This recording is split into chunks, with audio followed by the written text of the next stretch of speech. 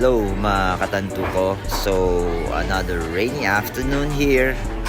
And, ayan kasama ko. Tulog na. Sino yan? Si Apichay. Okay guys, so this morning may minute kami. The condition is lupus. Lupus yun, di ba Apichay? So, lupus siya. And nakakagulat dahil parang iba-iba yung naging sakit niya, no? From sa intestine, no? Open yung intestine niya. Nagkaroon ng air. Tapos kanina, no, nakita namin parang yung kamay niya parang nagnam, tapos lumiit, ano? And then yung toes niya may tubig.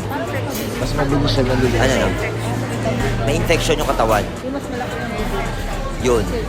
So, ngayon habang andito kami sa Medical City, sudden change of location. So, meron na naman kaming imimit, no, na panibagong client na sobrang naging positive sa kanya yung journey, Miracle Peptide journey. Sobrang happy niya and ng family.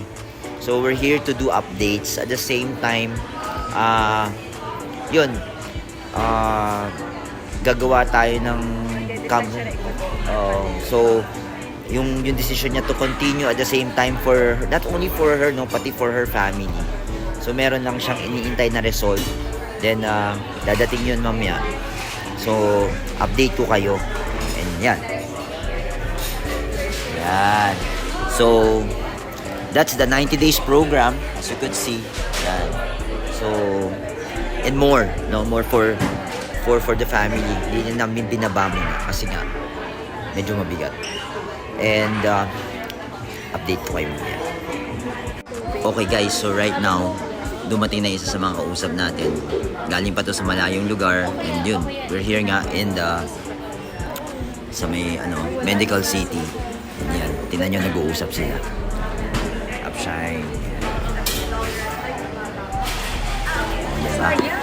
So guys, right now we're discussing on how we could penetrate dun sa mga family members, kung paano sila magtitake, no? So yan, nagkwekwentuhan sila ngayon. And pakita ko na ulit sa inyo yung pag-uusap nila, diba? Ayan, si Upshine.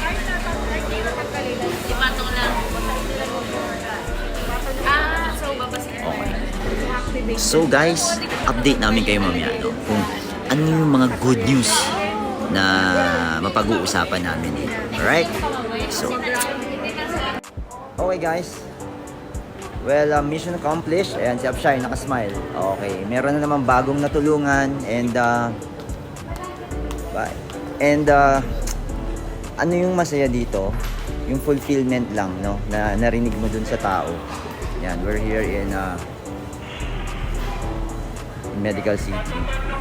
Yung fulfillment lang na narinig mo yung kwento na from a person who is hirap maglakad, hindi makakilos. So, after having our Miracle Peptide, mga gaano katagal yun, Upshine? Mga ilang weeks, no? 1 month. Around 1 month, no? So, finally, no? Nakakakilos na.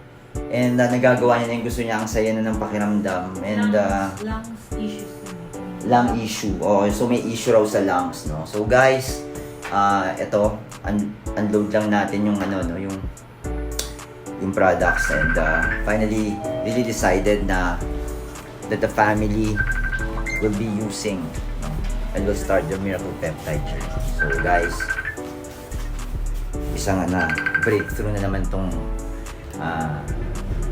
kwentuhan natin for today. So meet two people, yung isa may lupus, may autoimmune system problem, and then the other one is victory story na yun nga, na nakakakilos na maayos. So guys, ang good news doon, no? Nabawasan na yung gamot na iniinom. Parang 2 ata yung tinanggal ng doktor. At the same time, no, bumuti na yung pakiramdam. Kaya guys, talagang lagi kong sinishare sa tao na if you had the opportunity na ikwento to, bakit hindi natin i-share? And from there, no? Hindi natin alam kung ilang buhay yung matatouch natin. So that they can live life happily, joyfully, at their fullest. So guys, enjoy life to the fullest and stay happy always, no? And if gusto nyong ma-try and start your Miracle Peptide journey, visit our page, Miracle Peptide Story on Facebook, no?